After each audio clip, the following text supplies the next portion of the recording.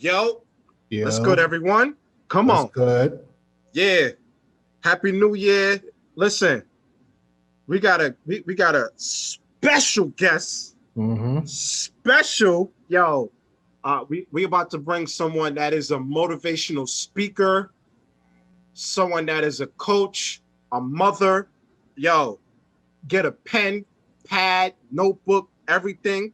We Mm-hmm. yo, she about to drop some gems, Yep. diamonds. Yo, Diamonds. I'm telling you, yo, I'm telling you, once she come in, y'all gonna be like, I wasn't ready. Y'all gonna be Kevin Hart. I wasn't ready. Hold on, I what? was Huh? ready. Yo, we basically have a Yeah. Wonder Woman come on the set today, okay? All right. And but before we bring her on, we got to do an introduction, of course. Yep. All right, Talk to them. come on. So you know how I go it. Come on. So first thing what we're gonna talk about is working out, exercise. Mm-hmm. So to be honest with you, this was really like if you debate with me about working out, exercising, or reasons to work out, exercising, I'm gonna be honest with you. I think you need your head examined. I'm just being completely honest with you. I'm being honest with you. Just like that? No, no, I didn't mean it like nah. I'm gonna be. I didn't mean it as a Nah, harsh. be what you say, bro. Yeah, but I'm just saying like because in episodes where we talk about you know ingredients and everything, we always one thing about we always get criticism, which is our love. Yeah. And since in this one we're talking about working out, if you give us debates about working out, I don't know what's up. I seriously, seriously. Basically. But um, as far as like giving this is a picture of 50 reasons to work out, 50 reasons to exercise. Come on, lifts your mood, improves learning abilities, builds self-esteem, keeps your brain fit, keeps your body fit and able, boosts your mental health, boosts your immune system, reduces stress. So I'm not going to go through the whole 50 things of what uh, exercise and working out does, but it's it's it's it's exercising is very it's more than just staying fit physically. Yes. It's definitely more than just you just looking good physically. You know what I'm saying? Because I'm gonna tell you, TC, a lot of men work out just to show off for ladies. I'm gonna just be Basically. honest. Yeah. Come on, we Yeah. work a lot of men work out to show off for ladies. Sure. I was guilty of that once upon a time. I gotta lie to Come you. on, come on. So Mm-hmm. so this is of even if you're taking 20 minutes of your time, like even if you feel like you don't have time, just do like a couple of push-ups, you know? Do like you're like, all right, so I have a busy, productive day today. So I'm gonna just do 50 push-ups and that should be my day as working out. Just Yeah. something simple as that, you Mm-hmm. know? So yeah, anything you want to add, TC, before we move on to the The next one? best thing I could say about exercising, exercising is just as important as drinking water. Facts. If you drink water every day, well, how much glass are you supposed to have every day? Like what, 6, whatever the case is. It improves the quality of life. That's all exercising is doing. Mm-hmm. Especially like young people now. I'm seeing us kind of we going down here, bro. We need to start working these muscles again. We gotta stay Come as on. long as possible. Yes, Yep. absolutely. Come on.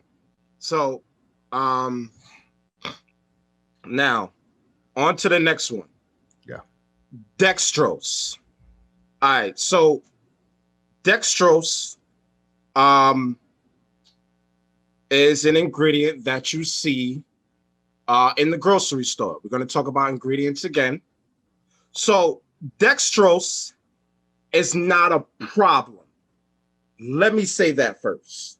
Dextrose is not a problem when you see it in the grocery store. Mm-hmm. Dextrose is a natural sugar and it is used for energy. So it is identical for glucose or blood sugar.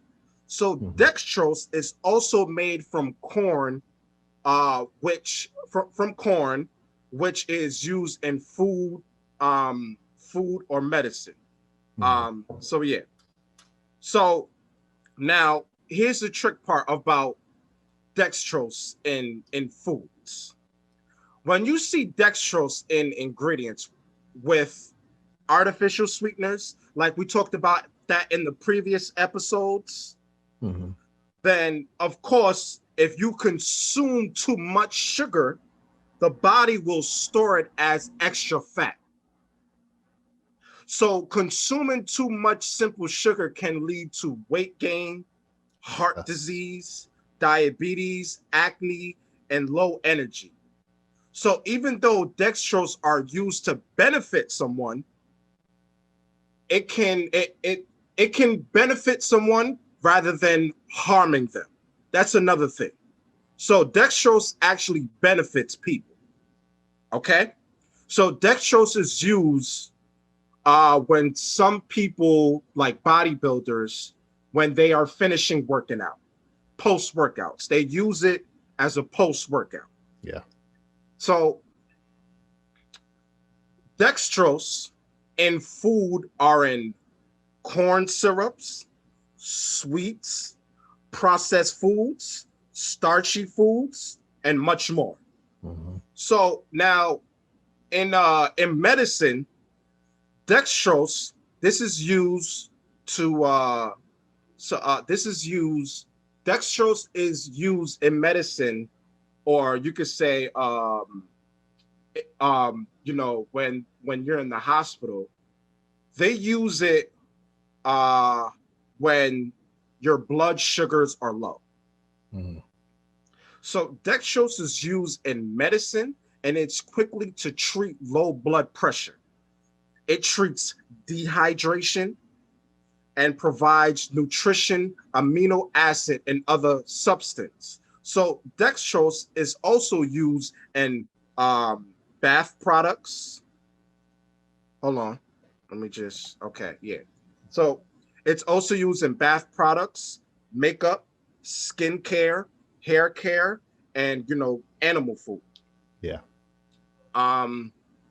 So too much dextrose can be a risk of swelling, rapid breathing, excessive thirst, diarrhea, low blood phosphate. I hope I'm saying it right. Phosphate. Phosphate. Yes.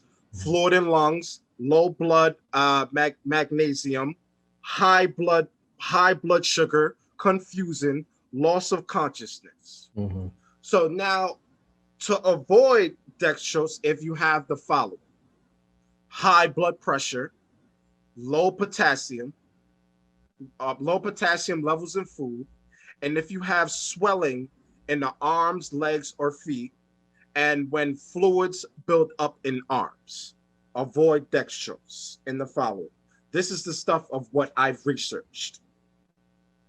Now, good information. but like I said, dextrose is it's natural. It's a natural sugar, you know. So it's, I'm gonna say it benefits people rather than just harming someone. So it's not a problem. So yeah. But basically, too much of it could be an issue. Yes, same thing. Yeah. It's the same thing. Like, you know, when you have too much of anything, like it's just like when you have, like when we talked about in previous episode, we talk about black seed oil. If you have too much of that, it can, you know, cause risk. You know, sometimes too much of something can be a risk of something. Even water. Yes, absolutely. Yeah. So that's much it. TC, anything you want to add before we jump in to our guest? I'm ready to jump in with this guest. Come on. It's going to Let's be go. a doozy tonight. Come on. All right, y'all. We're all ready. Let's get it. On, everyone. Already know TC. What's up, Come everybody? on. What's up? Let's go. We got it. Look, listen. Let me tell y'all something about this guest right here. I'm telling you. Like, I've been a fan of Sade for years. And I'm actually complete, like, oh my God, like, she here? Word, like, I'm here speaking to you. Word. Yo. Let's go. For our listeners, please introduce yourself. Yeah, my name is Sade Burrell, born and raised San Diego, California. Don't let that fool you. I do not have money. I am broke. Don't let that fool you. No, don't let that fool you. Y'all keep thinking San Diego sunshine and San Diego zoo and stuff like that. No, that's not how I grew up. Of course, the lifestyle I live now is completely different than how I grew up. But I grew up in and out of foster care. My mother did the best she could. My father was in and out of prison. Didn't really meet him till later on into life. And me having an experience of entering foster care is what made me really who I am now. All the good in me is because of foster care. All the bad in me, foster care. Right? I had a lot of unique experiences in foster care, and those unique experiences actually contributed to the state of California having to change certain laws. Some of the laws that I've helped create here in California is Senate Bill 1252, which allows foster youth to stay in housing program to age 26 because age 25. They were kicking us out of housing programs at age 21, 22, 23, 24 when we needed as much support as possible. Some of the basics that maybe your parents might have taught you, even if it was a one-parent household, such as, showering, cooking, you're managing somewhat of money, even if it wasn't the best. I mean, we weren't taught any of that stuff. So a lot of those stories stick with me and it made me who I am. And I'll get into this later, but that's important because it also made me have the type of attitude and demeanor that I have now. And it's in a good way. It's really what got me to where I am. So I'm also a mother of 2 children, got a little girl, little boy, ages 9 and 10. I can't believe they'll be 11 and 10 this year, actually. So that's one of the highlights of my life, really, is being a mother, being able to impact their lives. I think oftentimes I say I never want to be a public success and a private failure. I never wanted that. So I try to make sure who I am at home, that my children love me, and that when I leave the house, they still love me and they want me to come back home. So that's who I am in a nutshell. My day-to-day job, I work at San Diego Mesa College. I am my official title is associate professor. I just got tenured this year. I work with foster youth in college. I run a program. I built a program at the college that serves current and former foster youth. And aside from that, I do a lot of advocacy work. I travel a lot speaking and really just helping out foster youth to make sure that they have the tools that they need to be successful and whatever their definition of success is. Beautiful. Yes. Let's go. That's big right there. What's your definition? What's your definition of success? For me personally, here's what I will say. I believe that success is a personal thing. And I think that we got to be careful getting caught up in what other people's visions and what other people's definition of success is. See, my definition of success is having the love and support of my children, having a tribe around me, having support around me. My definition of support is if you tell me no, I can still have a whole bunch of other ways to do it anyways. It don't bother me when you say no. It doesn't impact me when you say no. I'm like, I ask you to do something, you say no, hey, say no more, say less. It's all good. And that's my definition of what success to me. I love being able to tell people, hey, I'm asking you because I want to ask you, not because I need to ask you. So for me, it's a need versus a want. And so for me, success is just it's all in me. So that's my definition. You know, that sounds like you find your truth, which is a beautiful thing. Yep. And that's really what it's all about. When you say finding your truth, I think a lot of times, see now I'm a lot older than than when I was younger. I had this vision of what success was, and at that time, my vision of success was graduating from college, which is very interesting because college was not something I was supposed to do, nor a place I was ever supposed to go.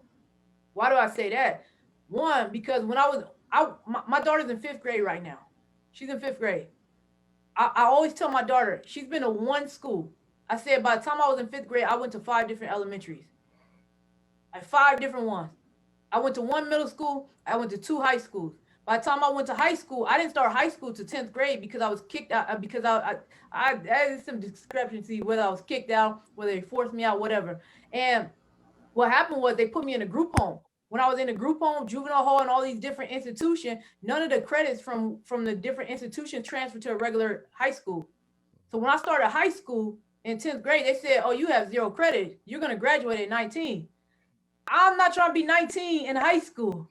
Like, I have to graduate with my class. And so I worked hard to make sure that I went to school from 6 a.m.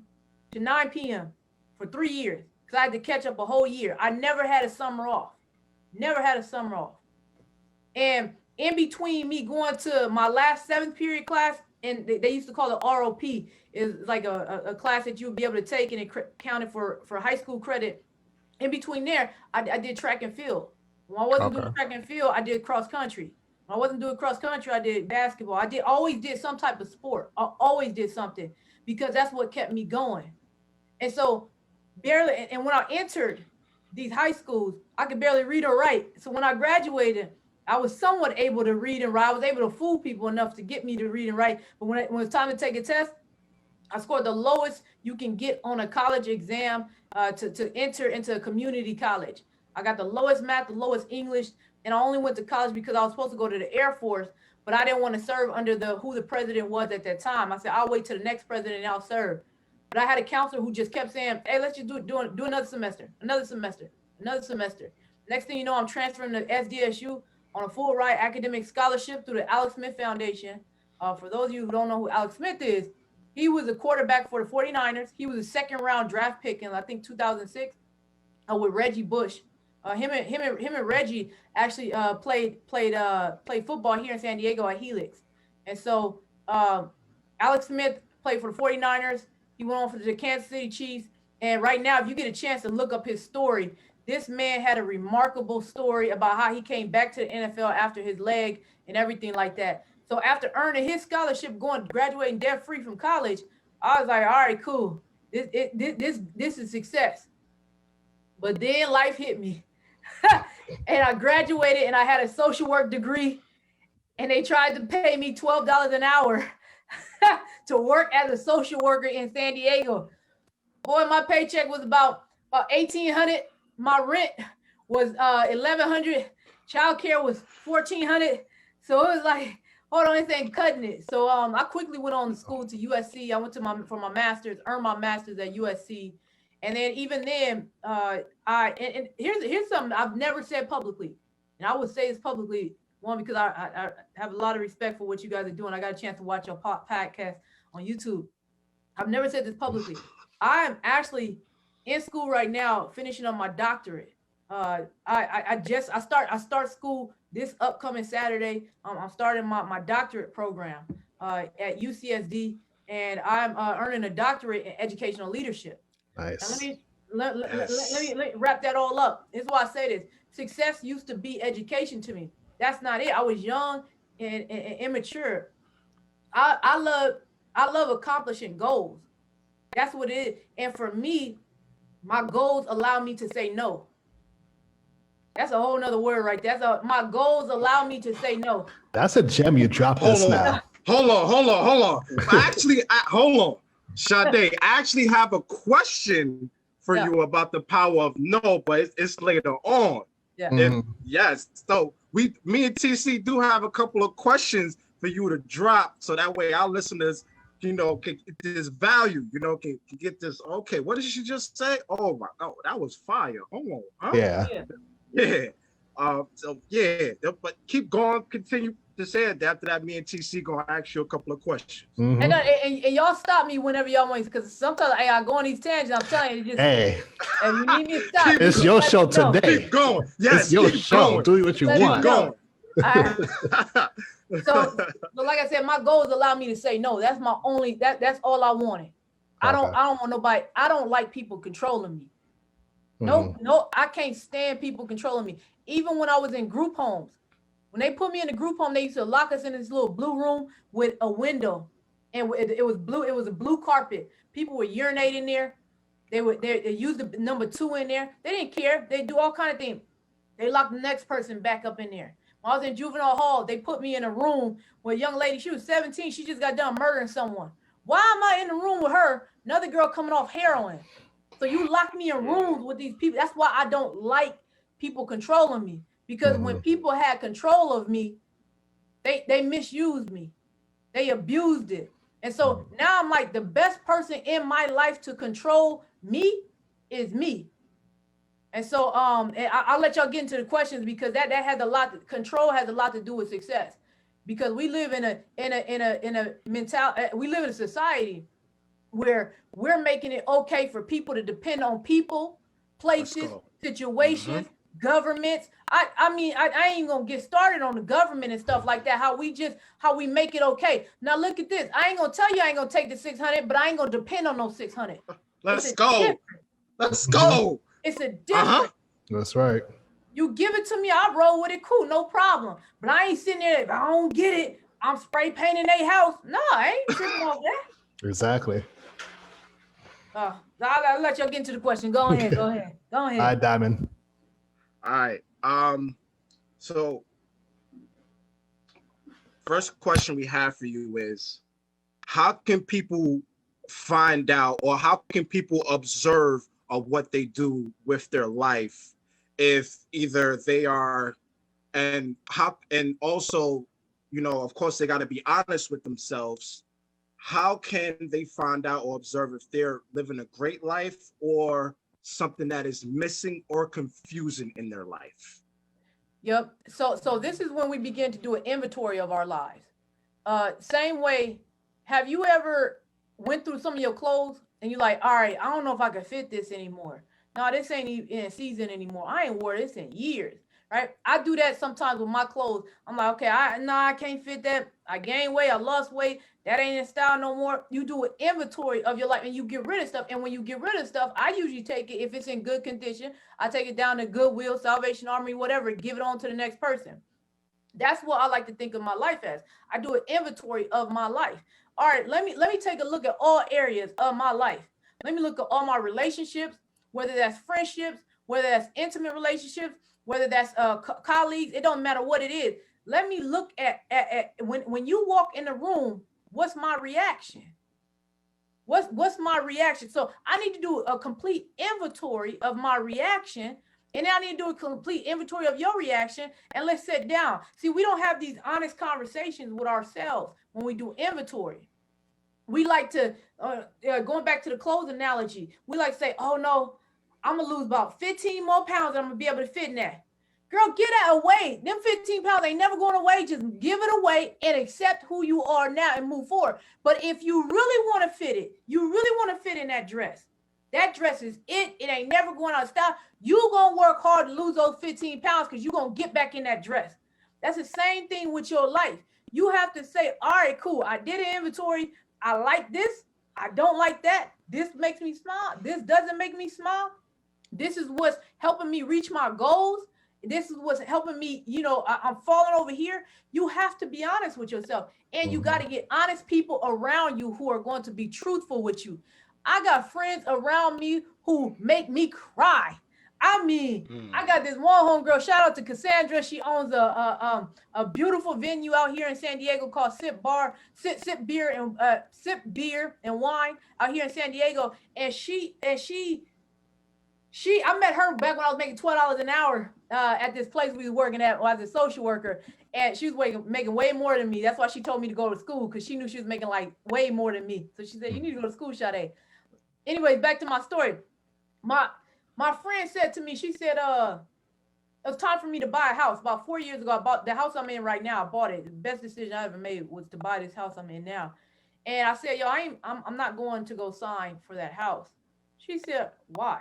I said, I don't like the countertops. She said, what? I said, I don't like the countertops and the tub. And the tub bring me trauma. She said, girl, if you don't get your butt in some therapy, go down to them clothes and sign that paper, get yourself some help and go sign that paper. Are you out of your mind? That's going to be the best investment that you make right now. Go do it. At that time, I was only 28 years old. And I thought, no, I can't. She had me on the phone. You ever have one of them cry? When you just snot coming down and you can't even catch your breath. That's what she had me doing because she was cursing me out all in love. She did it to me about a year ago. She did it to me too. When it's time for me to take my business to another level, I was like, yo, I can't afford that. So no, I ain't doing that. She said, are you out of your mind? Everybody needs that one person in their life who's going to make you cry, not because they don't like you or they hate you or they criticizing you because they just want to bring you down, but because they love you and they want to see you grow. You need those people around you because that's how you're going to say, all right, I'm not living life the way I need to live life. Yep. Let's go. So I'm gonna give you. I actually have this speech that I give, and it's called the 4 C's. Let's see if I can remember all 4 of them. And I'm gonna help y'all. These are the 4 people I need y'all to get in your life. The first person I need you to get in your life is a coach. All right, a coach. Right, a coach. I'm not talking about no. I'm not talking about. It's 4 different personalities. Right. I'm not talking about a life coach. I'm not talking about a business coach. No. It's 4 people in your life. Now, a coach, think about a basketball coach. Phil Jackson. Phil Jackson never dribbled a ball on that court when Kobe, when Shaq, when Rick and all them were out there. He didn't dribble out there. Phil Jackson always sat on the sideline and he was the most calm coach ever. You never seen Phil throwing stuff, doing nothing. Because Phil was confident in how he coached. And I don't know if y'all watched the documentary The Last Dance with Michael Jordan and all of them. They said that Phil had them doing activities during warm-up that was like part of the Native Americans heritage. And Phil explained why he did that. That's why you never seen Phil throwing stuff. A coach draws out the plan. A coach says, look, you're going to go through here, you're going to go here, you're going to pass the ball here, and then you're going to shoot. We're gonna run the clock down. We're going to do this. I want you to get the ball to MJ, get it to Kobe, because they're going to shoot that shot. They're going to make it. The coach trusts you. The coach outlines everything. Mm-hmm. A lot of us need that person in our lives who's going to outline everything. I need you. Mm-hmm. Hey, I need you to be right here with me, helping me outline this stuff. And you ain't always got to pay for a coach. Sometimes it could be whoever, but somebody who you know is going to help you outline everything, right? The second person I want you to have in your life is a connector. A connector is somebody, when you walk in a room, everyone's like, "Hey, what's up, such and such? How you doing? Where you been at? Oh, man." They know everybody in the room. They tell you, hey, move this way, move that way, talk to that person, don't talk to that person. They a little this, they a little that. They connect you and so on. If you need something done, they'll be like, hey, say no more. Like, I was just on the phone with one of my connectors. I was like, hey, I got to get my living room painted. I need a painter. Mind you, we never talk about this random stuff. She's like, oh, I got a painter for you. The painter will be here after this interview. The painter is going to be here. Like, this is somebody who knows everyone. And if I want to talk about business related stuff, matter of fact, this person, the connector, helped me create my first speaking contract. Because I was just going out there you can pay me whatever. Like, just pay me when you get an opportunity. All right, she like, heck no. She connected me to all these people, right? Then what I want you to do is I want you to have a cheerleader. Let's go. Oh, I want you to have a cheerleader. A cheerleader is the person who, I don't care what kind of mistakes you make in life. I don't care how bad it is. That cheerleader is standing on the side, and you know what they're doing. Good answer. Good answer. They that one person on that Family Feud. Good answer. Good answer. We all done seen them. We're like, yeah, that was a stupid answer. And everyone clapping. Good answer. Good answer. That's what a cheerleader does for you. When you get yourself in that market, MLMs, and you selling another product, another tea, you selling another get rich. Hey, I'm into Vortex and all this other stuff. Now you got 30 different ideas. That good answer. That's who you need. Everyone needs that. No matter how dumb the idea is, how stupid the idea is, they're right there with you. I love that. What's that? I love that so much. Oh yeah. But you're saying is so true. Oh yeah. And what? I'm about to hold on. Let me know if you need to share your screen. I need to go back real quick. Hold on. Let me know if you need to share a screen or something. It's already it's ready for you. It's ready for you. Hold on. Let me see. I'm trying to. Let me see. Hold on. Give me 1 second, Coach. Let me see. I'm trying to get this ready for y'all. Let me see. I'm trying to get it. Oh, let's see if I can bring it up. Oh, I can't bring it up. All right. So anyway, so I mentioned the three. You got the coach. You got the connector. You got the cheerleader.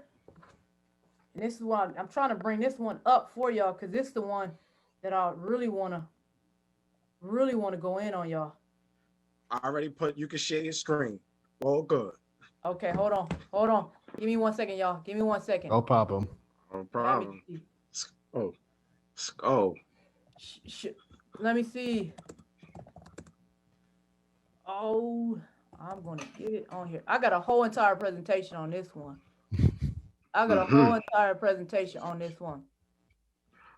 Oh.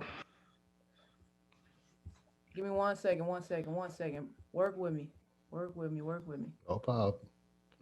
We here. It's your show. Hey, if you want to pull out a whole chain, you want to teach us how to cook certain things, so I'm down. Right. Your show. If you want to, hey, let me grab something real quick. It's gonna be better. Give me 1 second. Okay, no problem. Let's go. All right, so this is what it is, y'all. She answered most of our questions already, and it's not even 30 minutes yet, bro. I'm just sitting here like, damn, what can I say next? Let's go. This is what I'm talking about. All right. So here we go. All right, this is what I'm about to go in on. Okay. All right, so we got the 4 people that you need. I told y'all about the coach. I told y'all about the connector. I told y'all about the cheerleader. But this person right here, I'm about to tell y'all really need is a challenger. This answers your question that you just asked about, Diamond. Hey, a challenger. The reason why, remember that person I told you, the one who you crying about, the one that's a challenger. And people mess around with challengers and they call them haters. No, ain't nobody hating on you. We're trying to help you. It's a difference between hating and helping. And one of the things I talked about, I wanted to bring it up on the screen, but this is my book, The Opportunity Guide right here. I purposely put this in my book. I put in here the challenger. I wanted people to understand that a challenger is a person that walks up to you and say, why would you not buy that house? Why would you not take that opportunity? Why are you tripping? Why are you not doing what you said you were supposed to do? Mind your own. Get your own house right first. And that's our problem, is that challengers are naturally put as haters. They're not haters. You ever go on somebody's Instagram and you like, man, I just want to leave a comment, just tell them to just move this a little bit to the left. But I can't say anything because if I say anything, they're going to say I'm a hater. And then you're going to get 30 other people who don't have these 4 people. And they're like, you ain't nothing but a hater. Well, I was just trying to help the sister out. She just need to shift it a little bit more to the left, but she ain't want to shift it. You need a challenger in your life. Let me tell you this. Now, let me make this point right here. The challenger, the challenger is somebody who people oftentimes find, that's the last person people want to find. That's why I wanted to end with that one. That's the last person people want to find. Because don't nobody want nobody critiquing them. Nobody wants people telling them, hey, great idea, but let me help you. Nobody wants that. We only want cheerleaders around us. That's your problem. We got too many cheerleaders. Say that one more time. They didn't catch that. They didn't catch that. Let's go. Hear that. Say that one more time. We got way too many cheerleaders. Not enough challengers. Not enough coaches. Not enough connectors. But you got cheerleaders all up your spot, all up and down. Nobody wants to. You don't want no criticism. I was on someone's live the other day, and I like to listen to the Instagram lives and stuff like that. And I'm listening to another business coach give advice to somebody, and my man's not taking it. He's like, nah, but that's not what I want to do. I'm doing this. I'm like, oh, brother, you ain't you don't know. It was so bad. The business coach was like, hey, well, you do what you do. I ain't nobody. We need challengers. We need coaches. We need connectors, and we need cheerleaders. But do me a favor, I need you to start with a challenger first. Because if you want to go, right, if you really want to go to a whole nother level and not take as long, right, instead of taking 10 years, we can cut that in half, 3/4. Instead of taking that long, get yourself a challenger. A challenger. Now, here's the trick, because I do this activity whenever I do speaking engagements. I say, okay, I want you to list people in each one. And this is a mistake people do. I'm going to tell you why this is a mistake. What they do is they say, oh, my mom is my cheerleader and she's my coach. My sister, I got my friend here. They put people in more than one spot. You shouldn't do that. Let me tell you why you shouldn't do that. The reason why you shouldn't do that is because when you put people in more than one spot, you confuse them. You want them to be a cheerleader in that moment, but they're trying to connect you to somebody. They're like, hey, I ain't got time to be clapping you all the way. I'm trying to connect you to this opportunity because it's time for you to stop receiving claps. We don't need no more. How many more claps you need? No more claps, connections. And now you entitled them a whole hater. You don't want to be their friend. You don't have nothing to do with them. You want nothing to do with them. So what I'm asking you guys to do with these 4 people that you're going to get in your life, I need you to don't put that person in more than one category. My challenger is not my cheerleader at all. My connector is not my coach at all. They all, everybody got different roles in my life. And so that's what now here's what people say. Sade, I grew up in the hood. Sade, I'm in an environment where ain't nobody doing good. I'm in, even if you're in a trap house, it's no excuses nowadays. You know why? Because everybody got at least an Obama phone. Everybody at least got an Obama phone. And when you go on your phone, they have this thing called Instagram. They have this thing called TikTok. They have this thing called Facebook. They have so many different ways where you can connect with mentors and they don't even know that they are your mentors. It's all about the content that you're receiving inside of yourself. I'm not on, now I'll be honest with you, I'm not on these gossip websites and stuff like that. I'm not following any of them. I'm not following any of them, not one. Doesn't mean I don't engage every once in a while. I might, what's going on here?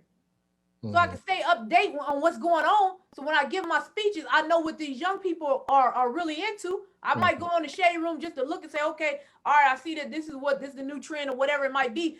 But notice I'm not doing it for my own personal gain because I want to sit down and gossip. I'm doing it so I can go out and give a speech and I've already secured a check. So I'm technically doing research for something. Again, my challenger put me on to that. My connector got me to speaking engagement. My cheerleaders in the audience sitting down clapping, and my coach helped me draw out this whole entire plan. So all 4 of those things go together. And so again, I said, where do you find these people at? You literally can find them all on social media. If you don't have not one person around, I mean not one person, I need you to. Here's a few things. I'm gonna give you tips on where you can go. Right. The first place is if you're in school or whatever. If you're in school, if you let's say you're in high school, I need you to find one of your high school teachers, and I need you to go up to them and I need you to ask them for help. Quit with I'm the cool person in the class. I'm too good for this. Hey, if you don't know how to read, you don't know how to write, go ask for help, and say, hey, can you be my mentor? If you're over the high school age or whatever, and you're like, I have nothing. And I'm not going to, this is what I'm gonna say. People ain't gonna always agree with this, but listen to me. Take your butt to college. Community college is free. It's free. That's where you can meet the same professors that teach at the 4-year institutions.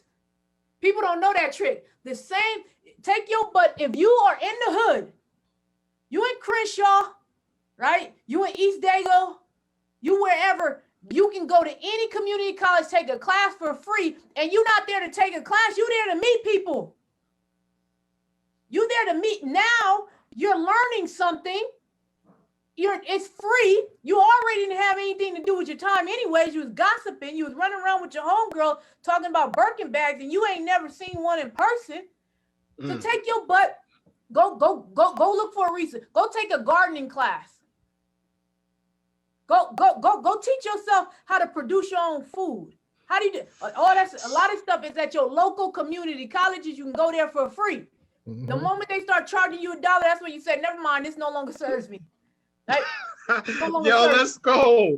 It no longer serves me. They didn't catch that. They didn't catch that. You want me to pay how much?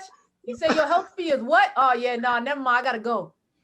You use free until free is no longer serving your purpose, right? And that's all I did. I went to community college because it was free. I went to a 4-year because it was free. That's it. And I met people there. And now let's say you like, hey, I don't want to take no classes and nothing like that. Say no more. This is what I want you to do. I need you to go on Google and I need you to type in some networking events for you to go to. Right? They have all type of events now. And everything's online during COVID right now. So you can easily start meeting people online. And then eventually what happens is when the world opens back up, go to one of the events in person. It's too many ways to find these 4 people that I've talked about. Now, if somebody comes to me and say, Sade, I can't find her anywhere. I'm here. Take your butt to the public library in the hood. Even the hood got a public library. Go to the public library. Go, but see, people don't always talk about this. Go to the public library. Somebody's always throwing a Malcolm X event. You always got the extra woke people up there. Always at the Malcolm X library. I'm saying you always got them there. Go hang with them until you can figure out what you want out of your life. Go to, and if you like, well, Sade, I ain't black, so what about me? Let me tell you this. You can go to the John F. Kennedy Library. They got one of those everywhere too. Go anywhere and you can find these resources, but you got to be willing to seek those resources. And you got to be willing to say, hey, I don't care. I'm in a desperate state right now. I'm in a desperate state. Sorry, y'all. I went off on a tangent. Sorry about that. Oh, you good. Oh, good. You just answered most of our questions. Yeah. Let's TC. One of my questions is, you see how you came from like rough beginnings and like people still trying to find themselves. Like, what motivated you to get to where you are, and like what can people do like to get to the same level as you? Yeah, so I think what motivated me was, again, I told y'all about the word no. That was one thing. The control thing was one thing. And then I looked around my environment. Like the environment, I grew up around a lot of roaches, a lot of rats. Right? A lot of us in the house. I have 7 brothers and sisters. Only 5 of us are alive right now. Growing up, it was only 6 of us. So we had a house full of people coming in and out. And the only clean room in that house was me and my brother's room, because we shared a room. That was like the only room the roaches never entered. I said, I can't keep the whole house clean because all they do is dirty it up, but I can keep my environment clean. And so realizing that I figure out what I can control and I control it. And I realized that nobody was ever coming to really save me. People might come to help me, right? They might throw the little floating thing out in the river, but they're not actually going to pull you in. You got to learn how to swim. You got to learn how to get into that little circle thing so that you can get to the boat. And so for me, knowing that if I did the same behaviors that the people around me did, I knew exactly where I'll end up at. I knew what would happen if I did those same behaviors. I knew where I would live. I knew how I would live. And I said, I don't want this. And so I said, if I do the opposite, I wonder what would happen. Even if it wasn't extreme. Maybe the opposite could have been me. I don't know. Just graduating high school was a big deal, right? So even if I graduate high school, is that going to make a difference? If what if I, instead of doing drug, I've never in my life done a drug. Never in my life have I ever done drugs. If people say, well, you live in California, you never even smoke weed, not even weed, not nothing. Good. I've never in my Good. life done anything. Good. I've never done that. And the reason why I never did is because I seen what happens when people did any type of drugs. It was like one extreme to the next. It was like, today we're smoking weed, next we're doing crack cocaine. I was like, whoa. It was always some type of level of extreme. Mm. And so I said, well, one day I'm in school, next day I'm graduating from here, or next day I'm doing this. And so I said, I just have to fix the extreme. That's all I had to do. And so what I advise people to do is to really look at what they want and say, is what I'm doing right now helping me get to what I want? Even if it's something small, like waking up early. I tell people this all the time. You should not wake up past 8 o'clock. 8 o'clock is too late. Now, when I was younger, I'll say this, when I was younger, my daughter, sometimes if I let her, she'll sleep till like noon if I let her, right? But when I was younger, I used to sleep to like maybe 9, 10, 11. I was in college. I ran track and field. I'd get tired and sleep in all day. And one time, the person who I was with at that time, I said to him, why do you wake up so early? Because he was always up at 6 and he was out washing his car. I said, why do you wake up so early? He said, because if I wake up at 11, I got 1 hour and then it's noon, half the day is gone. Mm-hmm. I said, and he said, technically you only got about 4 or 5 hours because the sun starts to go down around 5, 6, whatever. But you've wasted half the day if you wake up around 11 or 12. And then that's when I started waking up. The reason why I wake up early now, I wake up at 5:30, 4:30, between 4:30 and 5. Depending on how tired I am. If I stayed up late, it'll be 5, but usually it's around 4:30.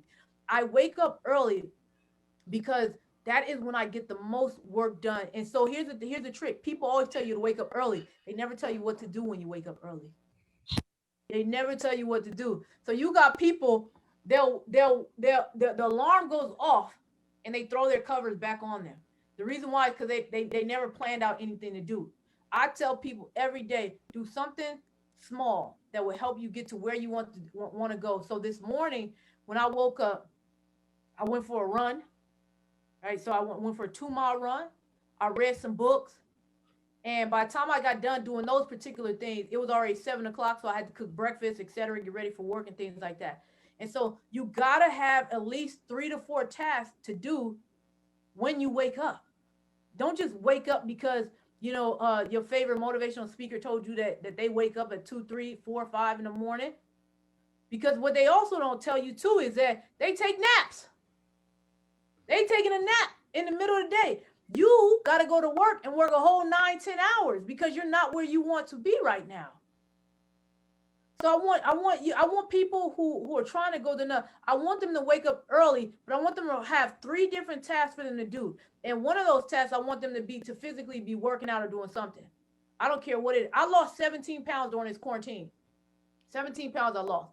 Most people have not lost weight during this quarantine. They've gained 17 pounds, right? And the reason why is because it's nothing to do but sit around and eat. Everybody eating takeout food and things like that. I got sick and tired of looking at my gut. I said, oh, enough is enough. I want to fit in that dress. When the summer hits, oh, it's over. Everybody mind their business when they see me on the beach. Everybody mind their business, right?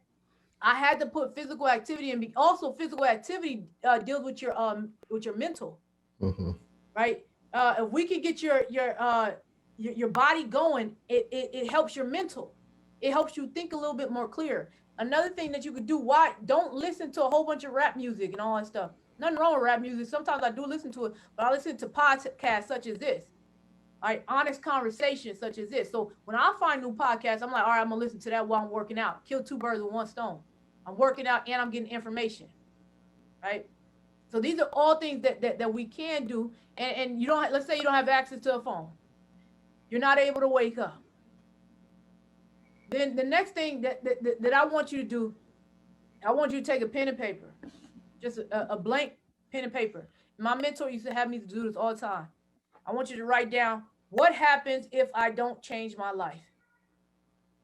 And I want you to write down every worst case scenario. My car will be repossessed. My kids will leave me. My husband will leave me. My dog will leave me. The cat's gonna be gone. Things are gonna be whatever it may be. I want you to write down the worst case scenario that can happen. I want you to say, and ask yourself, can I live with this? If the dog, the kids, and the husband left you, can you live with that? If your wife, the cat, and the other kids left, can you live with that? If the answer is yes, continue on. If the answer is no, I don't even want to think about them leaving me. I don't even want to think about me having to live. I don't want to think about none of that. Then I want you to begin to make those small changes. And then if that don't work, what I want you to do is I want you to go outside on a cold night when it's below 40 degrees. And I want you to stand outside. Just stand in the cold. Don't nothing make somebody work hard like being homeless.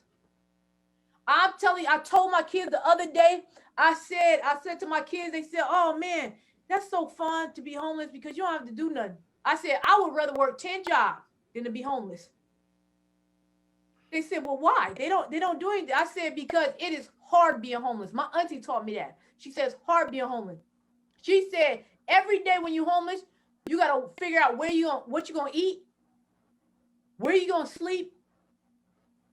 You got to figure out, your safety is being compromised. Your health is being compromised. My auntie always, she said, I worked 10 jobs before I'm ever homeless.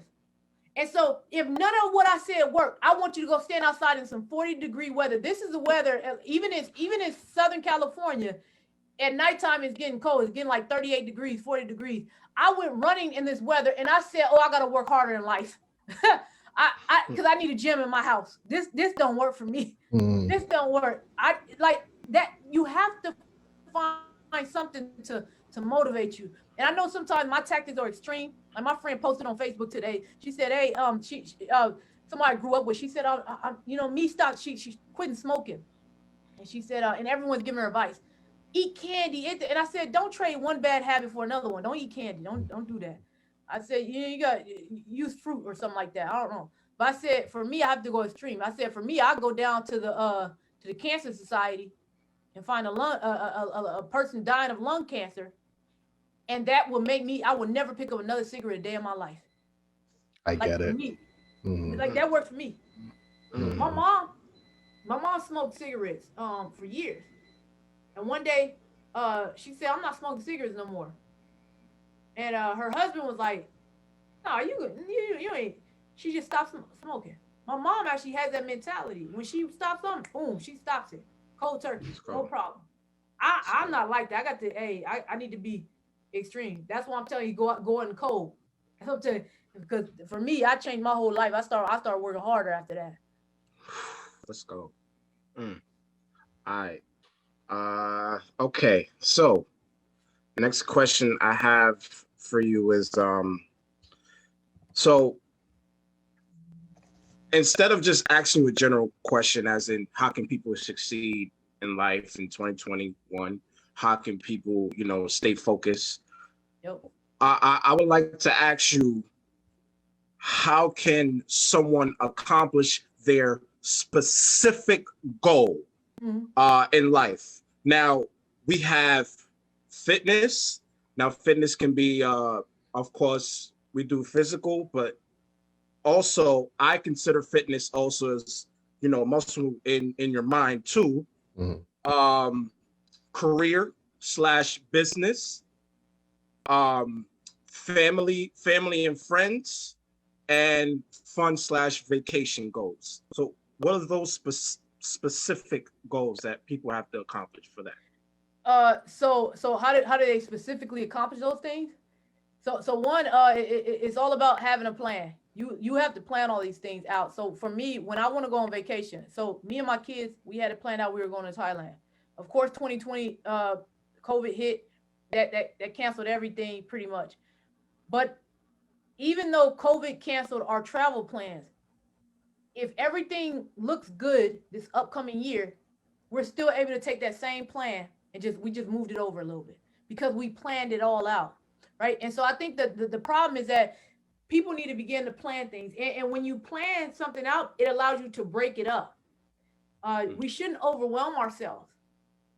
Overwhelming ourselves by saying, and I did this when I was planning my family vacation. I was like, okay, we're going to Thailand. Okay, we got to do here. It was too much. And then so I stopped. I wrote it down. I wrote down why I wanted to go to certain places, what that was going to help me and the kids, because no matter where we go, it has to be educational. I don't care if we go to Thailand. I don't care if we go down the street to the liquor store. You're going to learn something about that liquor store. It don't matter. You have to learn something. That's just the way I am. Everything needs to be planned out. And so all of this comes down to going to the store, buying a simple planner and planning out, okay, this is what we're going to do. Now people say, okay, I'll plan it out. I'm going to Thailand, everybody. We're going to Thailand, January 2022. We're going from this day to that day. And then, okay, everyone get their money together. That's not how it works. No. When I say plan, you got to get down to the nitty gritty too. What does that mean? That means even something as simple as, hey, how much money are we going to save every month so we can have a plane ticket? How many people are actually coming on this trip? And I think that's the biggest problem. That's why we get these people who you plan trips and they show up with these random people and you're like, yo, they wasn't even supposed to be here because we didn't talk about the plan. With that's why you get all these random people showing up on the trip. We didn't plan things out. So again, so you literally have to plan this out. So your health, let's talk about your health. If you go on my Instagram, you'll see like, why Sade always talking about running? Every Wednesday she talking about running. She talking about how I'm not talking. Ain't she supposed to be talking about foster youth? No. My focus is on health because Black people die at a higher rate from heart disease than any other population. Say that again. Yes. Yeah. Say that again. When the elders in our families are only 60, that's a problem. It's a big problem. That's a major problem. Major. So when my grandmother died at 46 from a heart attack. 46. During COVID-19, I had a cousin who just died, 38. People die young. I had another cousin many years ago. I remember I was a little girl. He was in his 30s and he died. Had an uncle who died 2 years ago, 50 something. My auntie right now is the oldest person in my family. She's 64, 65. That's the elder in our family. Go to them Asian families, they elders is 120. Hispanic families, 99. Black people, 65. And I'm trying to help our people learn that you want to eat fried chicken? Cool. Do it like once a month. No problem. But then you got to work out after that. If you don't want to work out, don't do it. Yes. You have to do these things. It's no longer considered people working out because it's in style. No, I'm working out because I'm trying to live past 46. Exactly. Facts. Right? It used to break my heart when I used to hear Black men say, I'm just trying to live past 25. I used to be that hurt me. That our young Black men feel as if they can't live past 25. They just don't want to get shot or in jail before 25. That hurt me. And I realized it came out of my mouth too. I'm just trying to live past 46. 46? And so you'll see me on my Instagram page. You'll see me posting these things about health and things like that, because it's important for us to plan out our health. And let me talk about something most people don't want to talk about. This is what people don't want to talk about too. We even got to start planning for what happens after we're no longer here. What happens when see right now we're planning for while we're still here. I Say that one more time. Talk about it. Please. I know where you go with this. That. Talk about this. Yeah. Please talk about it. Yeah. And this is some, my brother died a few years ago, and my cousin, he had cancer, and my cousin was like, y'all need to start preparing for his death. And we were like, oh my God, you're so negative. You're this, you're that. You need to hold on to hope. And the doctor's like, no, he's going to die like real soon. And I was like, you need to watch this motivational video. Like it was going to cure the cancer. I was in shock. I was in disbelief. And so we didn't plan for his death. So when his death came, I said one thing. I said, ain't nobody about to start no GoFundMe page for my brother, and y'all ain't about to be selling no chicken dinners. We're not doing that. If I pay for the whole funeral out of my pocket, I'll pay for it. And my whole family came together. We had to pay for his memorial service, and that hit us hard. So when my cousin recently died last year in July, my family, we all sat down. Everybody, but my family, we don't always agree on everything, right? We don't always agree on everything, but the one thing we all agreed on, we all sat down and we said, the next person that dies, if you ain't got health insurance, you ain't got your affairs in order, the county gonna bury you. They're like, oh, that's ruthless, Sade. No, it's not. Everything needs to be in order. We already see what's going on. Plan this stuff out. My kids right now, if I drop dead right now, my kids already know where to go in the house. The next day, this house is paid off. They know where the car goes. They know all this. They know where they will go. They know all this stuff. They know which file folder to grab because it has everything in it. Plan for those things too, because I want to make sure that their lives are okay, because it's a difference between mourning for death and being poor, and mourning for death and not and being able to financially be okay. It's different. When you're stressed out and you can't even cry because you're stressed out because you're so broke. And we have another way. If we simply plan these things out, get yourself some life insurance. One of my students was a former gang member. And she told me, she said, oh yeah, I was banging. She said, I had life insurance though. She said, I knew the life I was living, that I was going to get killed. I wanted to make sure my family was straight if I got killed. I was like, oh, that's genius. So if the gangbangers are making sure that their lives are planned out, why you, a person who's trying to go through personal development, why you don't have those affairs in order? Right? So everything, we need to begin to plan things one step at a time. And do me a favor. I want you to do it. I want all the listeners to do this. I have this method. It's in my first book called the Opportunity Guide. No, that's my second book. What Are You Reaching For is my first book. And in that book, I talk about the whiteboard method, but I'm going to talk about it a little differently now. I have a whiteboard in my room. Every place that's important to me, I have a whiteboard. I have a whiteboard in my office. I have a whiteboard in my room. I have a whiteboard at work, etc. And there I write out like certain things. So if it's health that I need to focus on, I'm writing out. I'm creating a plan for health. Okay. I'm not worried about no vacation. Mm-hmm. I'm not worried about anything. It's just health. Right? So I need people to focus on one area, complete that one area, then move on to the next one. So people are like, well, my finances, I need to worry about my finances. Okay, your finances aren't in order. But if you don't get this area in order, it impacts your finances. Or if you do get this area in order, it impacts this. So begin to plan those things. Plan it out. And, here's some shout out to Dr. Boyce Watkins. I actually got this from him. Me and my family, we have family meetings every Friday. Every Friday, have a family meeting. Talk about your goals, aspirations, etc. And so with my children, one of the things that we do is we talk about finances. My kids are authors of a book called We Are Grateful. We talk about their book sales. What is it? When they actually they're real close to selling 100 books. Very proud of them. And this is during COVID-19 that they sold books. It's not going door to door or anything. This is just them hustling. They've spoken in classrooms. They spoke to a kindergarten class online. They were on a national radio station in New York. They've done some pretty amazing things. But everything was talked about during that family meeting. That's so cool. Meetings. Yeah. So get those. So begin to plan stuff. If you have a family, I want you to begin to have family. Even if your family crazy like mine, go ahead and have family once a month. Right? Once a month. That's it. I love you so honest about it. Look, hey, look, my family man. We tell you, we say, look, we know something ain't right with us. That's why we're trying to fix the next generation. We know something ain't right with us. I got a full-blown sweatshirt. Shout out to my homegirl, Kevin from #FosterCare.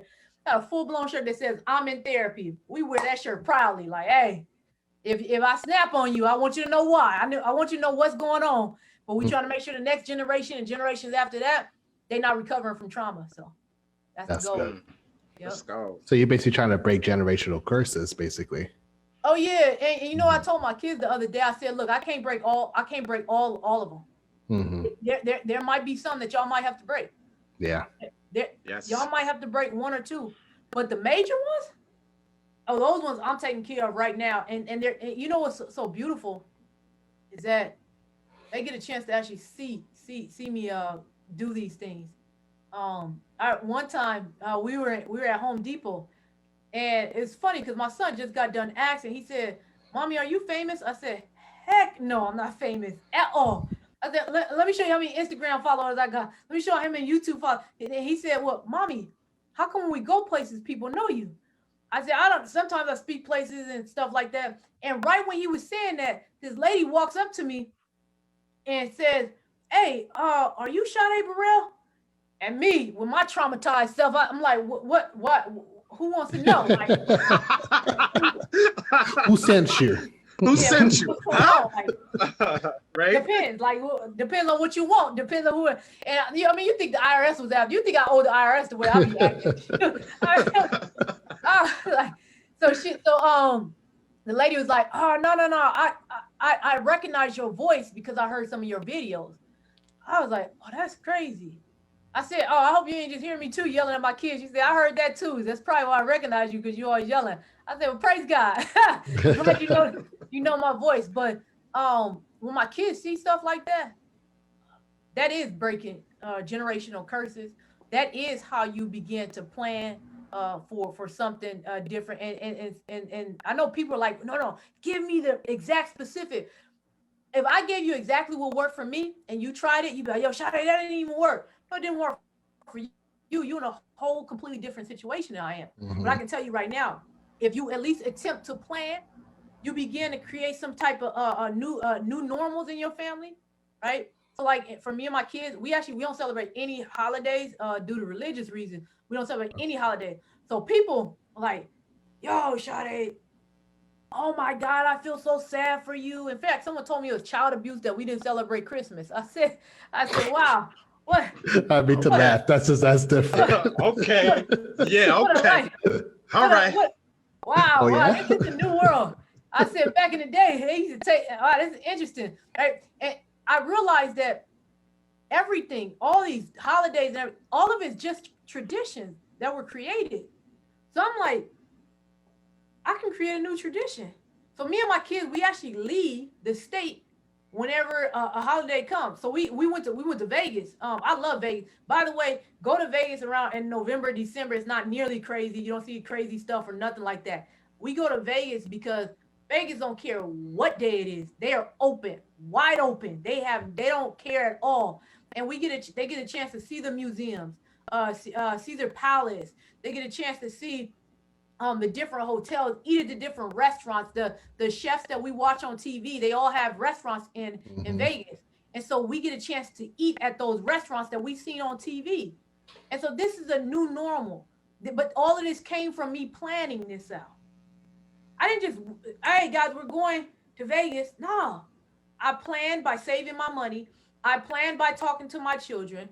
I planned by booking hotels and booking the rent-a-car and all that other stuff. I planned all that stuff out. It starts with planning.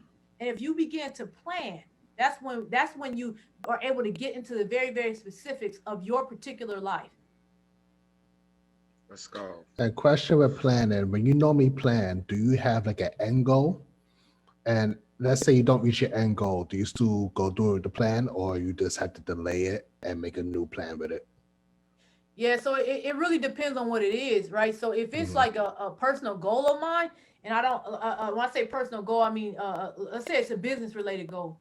I had a goal to make X amount of money, and I didn't make X amount of money. Like if I get to like third quarter and I'm like, okay, it's third quarter, there's no way I'm gonna make that amount of money. Like no way. I already know it's not gonna happen. Right? My mentality don't say, all right, well, you might as well just chill out. I'm like, no, I'm gonna keep going because I actually like to chase. So for me personally, I like to chase. So sometimes, matter of fact, I go running on every Wednesday. Even I did it today. I will purposely find people who are so far ahead of me. It's like it's impossible for you to catch them, and I will chase them. I will chase the mess out of it, and that's the way I am. I like to chase. So even if I am behind, I feel bad for anyone in front. And when I say in front, that could be business, that could be health, that could be whatever it is. I will go after until the end. But are there times where I have to change the plan? Oh, without a doubt. And I have to make those adjustments. And what do those adjustments look like? So let's go back to the family trip. Right? We can't go to Thailand. No way we can go to Thailand. Yeah. By the grace of God, I hadn't bought my tickets yet. So, but had I bought my tickets, right, I should already have something in place that allows me to recoup my funds back. Cause that's what it was. We was actually supposed to go to Jamaica. Yeah, we were supposed to go. We supposed to go to Thailand and Jamaica. And I got my money back. I had to get my money back from the cruise that we were going to go on. Okay. And so for me, I made adjustments. My man he was trying to get me to make adjustments, but I had it made up in my mind. I'm not making adjustments. I'm getting my money back. And so that's what you got to do. You go in there with your plan. All right, I already have it made up. So when he was like, all right, well, we can save it for you for June 2021. I said, nah, man, I want my money back. Because I don't know what's going to happen in June 2021. I want my money back. And so it was not about making adjustments. I already went in there with a plan, and I wasn't going to diverge from that plan, no matter what it was. And so what you have to do is, I always say, what are the consequences if I don't make adjustments? What are the consequences if I do make adjustments? What are the pros and cons of both? And I literally write it down on a piece of paper, the pros and cons of both. Okay. Yep. Come on. Okay. Come on. All right. I want to get back to when you said the power of the word no. Oh yeah. So it's like, for example, when when you're working on a project, and you're going to focus, you're going to focus on this project, and this project is going to take you about 2 months. And then you got 6, 5, 10 people saying, I need help. And, you go help them, and then it delays your process. I'm just saying that's a story for an example. So talk about the power of no. Yeah. So that's interesting because like I told y'all in the beginning, I worked as a social worker. Right. And so in the field of social work, it is frowned upon to say the word no. You're supposed to help everyone. It does not matter. You're supposed to give up your whole livelihood to help everyone. That's why I got the heck up out of that field. Because I was like, oh no. I met too many social workers that lived in the same conditions as the people they were trying to save. They lived in the same conditions that the people they were trying to save. I learned that lesson early on when I worked as a case manager, and I was a grandmother came into my office and said, I need housing resources. I went on Google, found her housing resource for her, and it was called Community Housing Works. I looked at the income requirements. I looked at what you needed in order to get in the program. I said, hold on. I qualify for that program. I signed my little butt up for that program, that subsidized housing program, everything.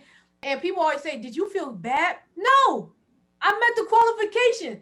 What it did for me was I said, how can I help these people if I'm literally right next door to them? Can you imagine? And this is why I tell people, this is why it's important for you.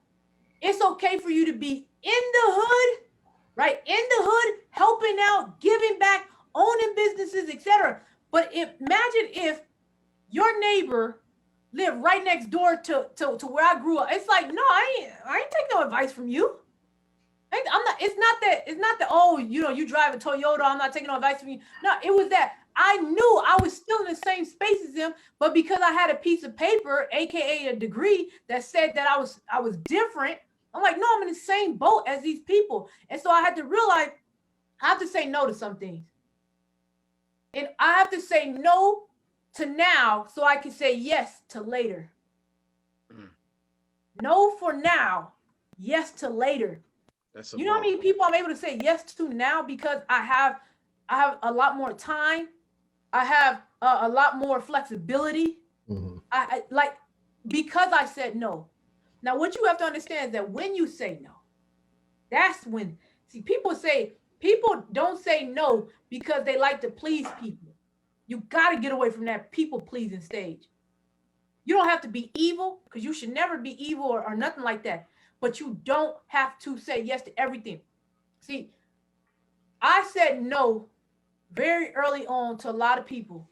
Matter of fact, a few days ago, somebody asked me to speak somewhere. I said no. They like, well, do it for the foster youth. No, you do it for the foster youth. No, I have 2 children. I have bills. And you, at the very least, need to be able to pay for my therapy bill for me to re-traumatize myself every time I tell this story. No, I'm not doing that. It ain't worth it to me. I don't have to, because I know plenty of people who will say yes and pay me. So I said no to that person. And I felt terrible at first. But now I said, never mind. Because the more time I say, if I keep saying yes to this particular person, then what's going to happen is it's going to ruin it for the next foster youth that comes. They're going to be like, well, Sade Burrell spoke for free. And so I said no. So I'm setting a standard. So I said no. No. And people will call you all kind of nasty names after you say no. People talk about me like a dirty dog. Even in my own family sometimes, they be like, yo, Sade said she can't make it out to go to this event. No, I can't make it. I got to study for school. My kids, they're in a drum program. They're supposed to perform they're performing for the inauguration of our upcoming president. But they can't fly out. There's COVID stuff. So now what they're doing, they're making everyone perform at their local place, and they're gonna put on a green screen or something like that. I don't know. But my kids, they're involved in a lot of stuff. I'm like, so no, I can't make it. I'm sorry. You told me about this 24 hours ago. I get talked about like a dirty dog. But you know what keeps me going? Is that when I realize, okay, I said no to that. But when I walk, but you know what? Next time you call me a nasty name, you're gonna have to put doctor in front of it. I don't care what you call me. You call me all kind of nasty names. Just put doctor in front of it. Say that one more time. That sounds good. Just put doctor in front of it. I don't care what you call me. That sounds so good. That's right. And what's crazy is that I don't even care about titles. I care about titles for people who don't like me. You don't like me, you gotta call me doctor. That's it. You call me doctor. You're like, but my no's today will allow me to say yes tomorrow. One of the things my kids really want is they want us to buy a Tesla. That's just what they want. They want a Tesla car, and I had to tell them no today, but I said, hey, give me this amount of time, and it'll be a yes. Come on. So they got me on the crunch line right now. Come on. I love that. Come on, keep going. Preach. Preach. And that's like a whole lesson by itself. I love it. So when people tell me, hey, Sade, can you do this? And I say no. Of course, no, I'm sorry. I can't do it because my kids say they want a Tesla. I'm sorry. I can't do it. No. My son said, Mommy, are you gonna be the first one with a doctorate degree in the family? I said, yeah. He said, oh man, I wanted to be the first. Oh, competition. I said, son, don't worry, you'll be the first male. I said, you'll be the first male, son. Don't worry. Right. Don't worry.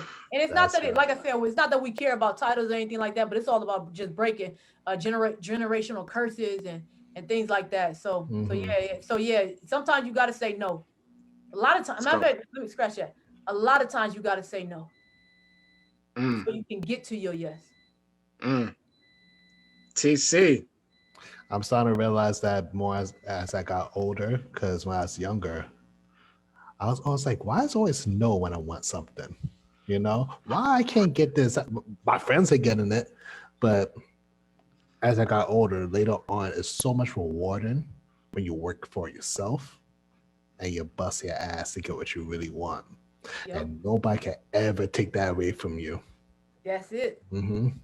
Hey, Like, TC, this you is right my on point. Come on, TC. You Come know? on. So when you tell me this stuff here, I'm just like, yes, I 100% agree. And especially with children, it's good that they're learning this now. Oh yeah. Especially our kind of people. Like, we need this in our community. Oh yeah. Yeah. Without a doubt.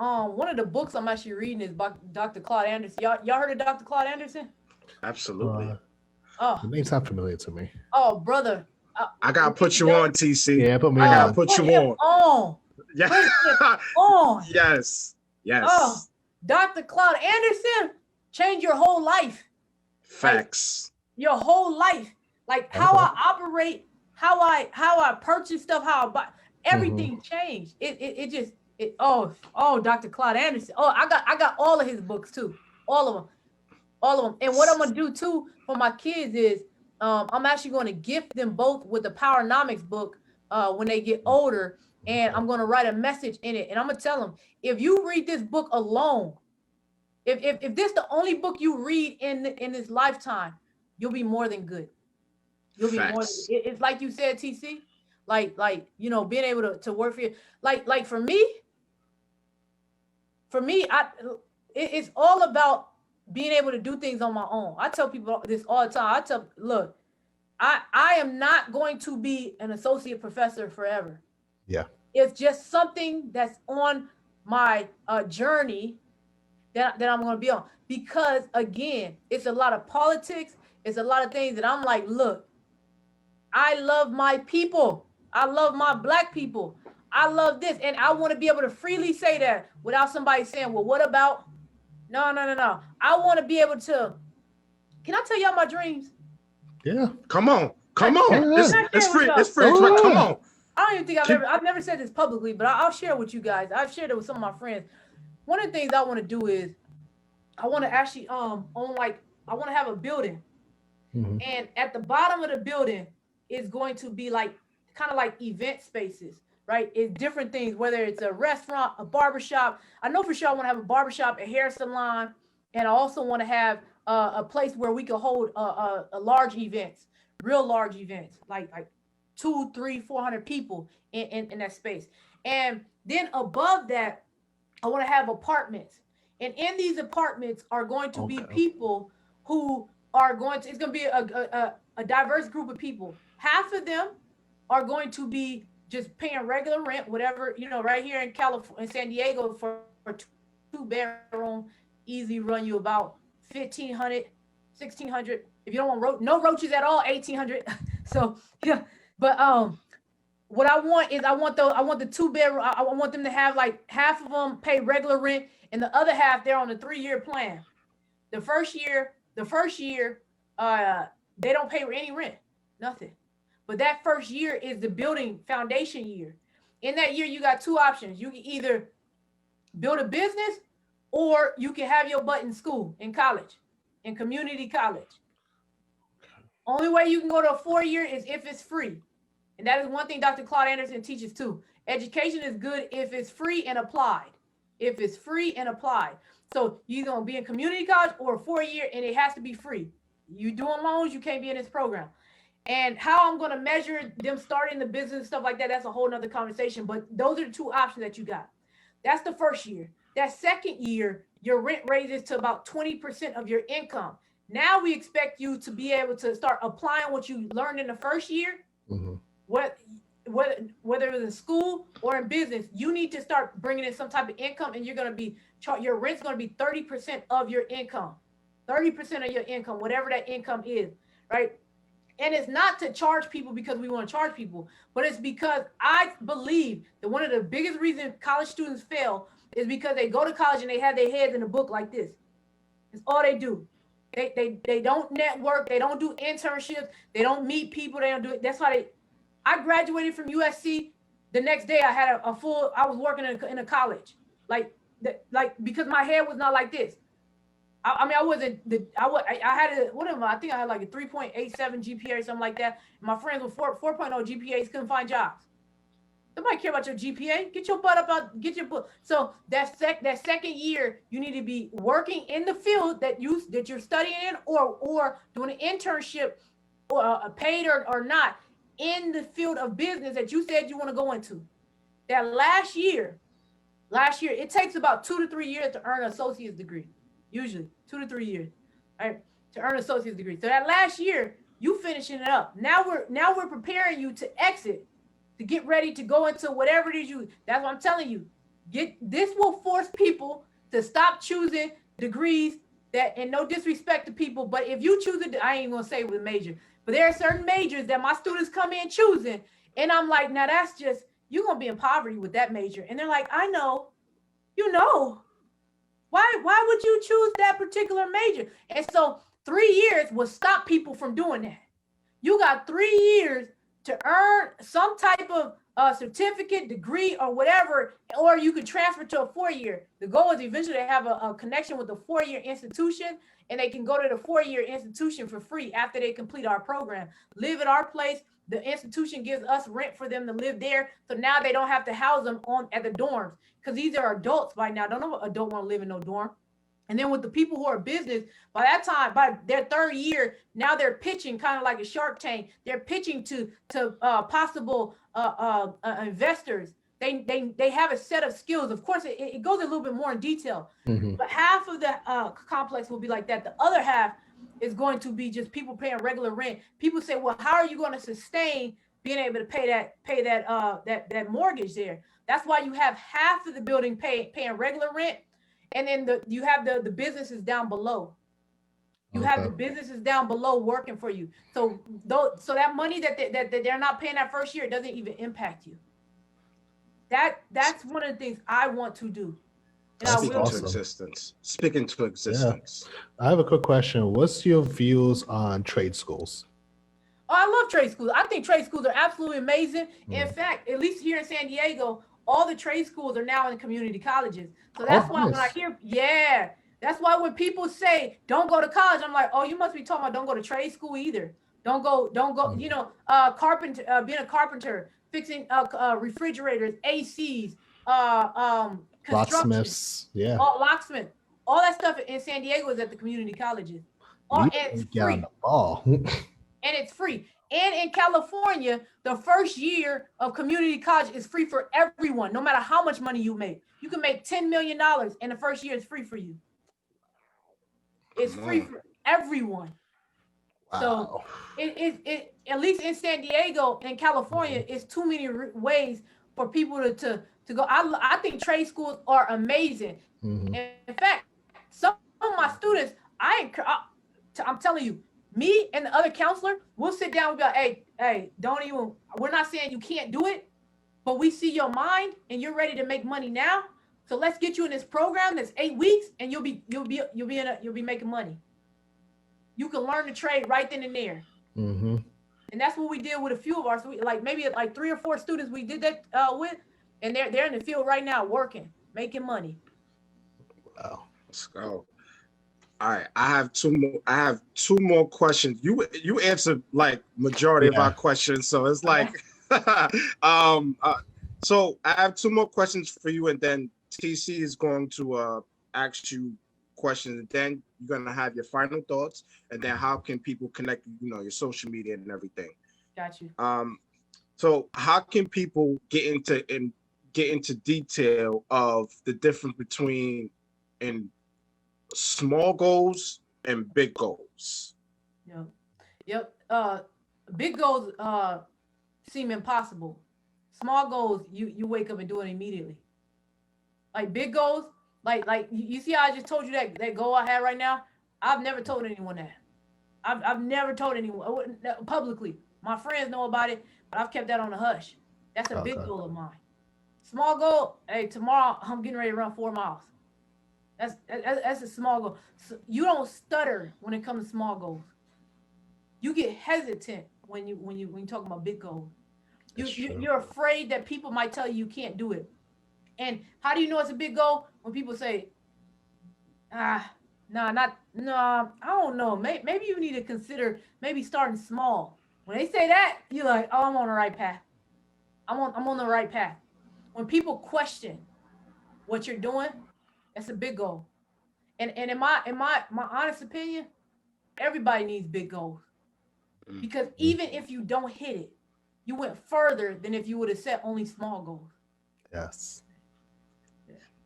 I feel that one. Yes. Yeah. Let's go. Yes. TC, you want to go ahead? This goes back to when you was talking about coach, cheerleader. If you see you have like a lot of toxic people in your life, what's the best way to remove them? And also, if you realize you have some toxic ways, what's the best way to improve yourself? That's a good All one. right, I'm gonna share my screen with y'all. Hold on, I Okay. got y'all. I'm gonna. That's a good question. That's Uh-oh. that's very Let me good. see. Let me see. Hold shift and select window. All right. Oh, okay. There. Can y'all see my screen? No, I Give me a don't. second. I want to show y'all this thing that I got right here because this. Oh, there it is, right there. Oh, ain't gonna let me do it. I got this whole. Really? Diamond, you probably had to give her permission again. Yeah, it says multiple participants can share simultaneously if you got it.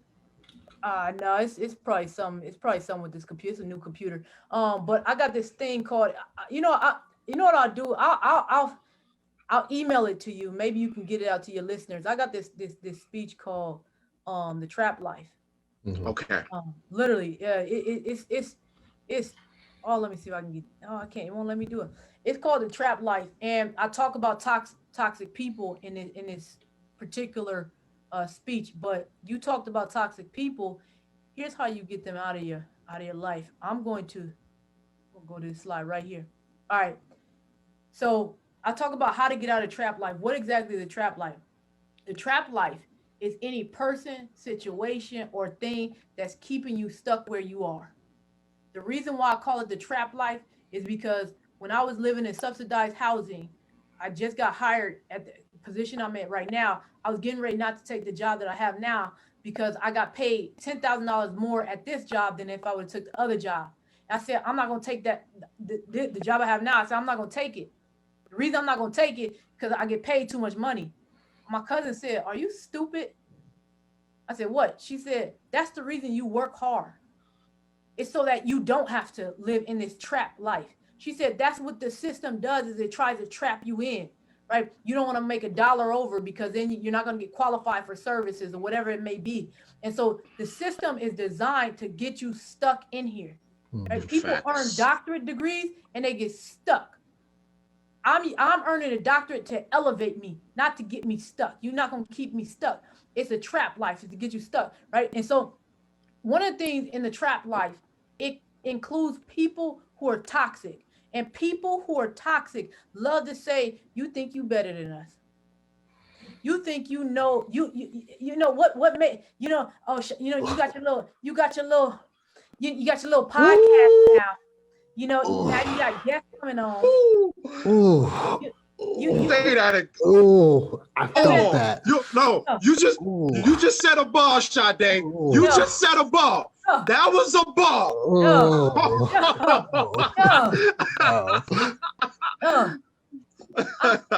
They gave me the chills when you said that. Those are the worst. Mm-hmm. You think you better than us. I'm like, yo, I just walked in the room. I said hi. I ain't even say nothing. I ain't even tell y'all what I've been up to. I ain't tell y'all I got a whole podcast. I ain't tell y'all I got a business partner. I ain't even tell y'all that people listening to us all across the world.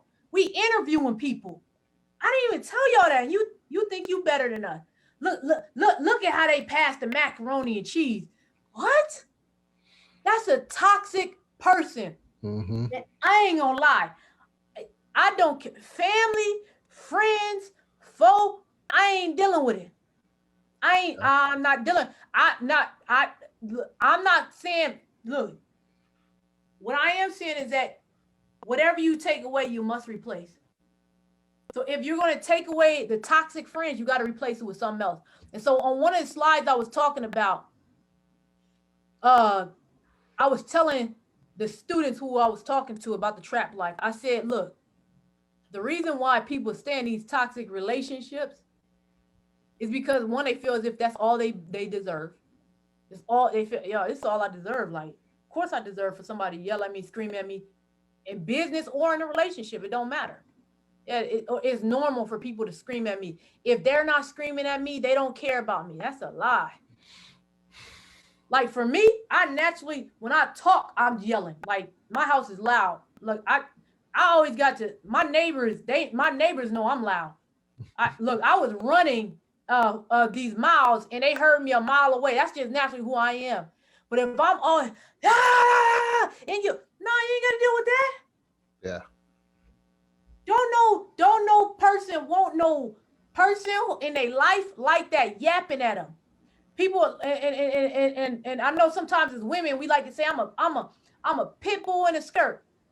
I ain't no pit bull in no skirt. I ain't yeah. No, I ain't no pit bull in no skirt. I ain't no pit bull in no skirt. Because now you're insinuating that I'm toxic, but I got a little bit of niceness around me. No. To get rid of something toxic, you got to replace it with something else, right? So if you're going to remove those people, I want you to replace them with the 4 people I told you about. One by one, start removing them. All right, every time I come to you with an idea, you don't, it's not like you say, maybe think about the idea. It's not the greatest idea, or it's a horrible idea, and then you give me feedback. You just naturally negative. So now I need to replace you with someone else. A lot of my students come from environments where they have to get away from the people who they're around, gangbangers, prostitution, the streets. And they always say to me, Sade, I get lonely. I said, that's because you removed the people and you didn't replace them. I said, you got to replace them. That's deep. You have to. Whatever, even bad habits. If you take away bad habits, replace it. You take away TV, replace it with a book. You take away soda, replace it with water. You take away toxic people, replace it with people who are going to encourage you. Replace it with a challenger who's correcting you out of love and not because they hating on you. And they have proof that they can do what you're trying to do. It's not some dream. They're not what everybody talking the clubhouse. How everybody capping in the clubhouse and stuff like that. They not the clubhouse. They're not that. And so you got to replace them with something or someone. I replaced, I loved eating cookies. Oh, I love eating cookies with a glass of milk. Mm-hmm. I gave all that up. I gave up cookies. I gave up milk and I replaced it with I had to replace it with fruits and vegetables, sweet fruits and sweet vegetables. I had to replace it. So toxic people, they're always going to be around. Yeah. If you want to know if you change, get around some toxic people. They'll test you. Look, when I was younger and people say, you think you better than us? I used to go off. Mm-hmm. Now when they say, hey, you think you better than us? I say, oh, okay. All right, cool. It's the last time I'm going to be here. Like I just mental note. Last time I'm going to be here. But yeah, take those mental notes around those people. And whatever you take away, you must replace. Don't ever leave it. It's kind of like, here's an example. I don't know if you ever had a root canal. You ever had a root canal? No, luckily, no. No, I've had a root canal before. And what they do is they take out, your nerves are damaged. Like that's the reason you have to get a root canal. Otherwise, your tooth is going to hurt. It's a terrible pain. Mm-hmm. And so they take out all the rest of the nerves that cause that pain. And they replace it with the root canal. And when they replace it with the root canal, it stops it from hurting. Mm-hmm. Now you can eat ice cream again. Now you can drink ice again, right? Well, that's what the people who you're replacing, the toxic people are those nerves that are damaged. And the root canal is what's saving you. Now you can go back and you can get back to your goals and your dreams and your aspirations. Ooh. That's a good analogy too. Yeah. That's good. That's a ball. Thank you for that one. Yeah. Word. Let's go. Are they trying to see if you can share your screen? I kind of up a little bit. All right. If that don't work, how about if we could copy and paste it to the chat and see you could probably take it. Yeah. Oh yeah. Oh yeah. Good one. Yep. Let me see. Let me see if I can. Hey, send me your email right here in the chat real quick. I'm gonna forward you this email. Got you. I mean, you got it? Yes. Okay. All right, perfect. All right.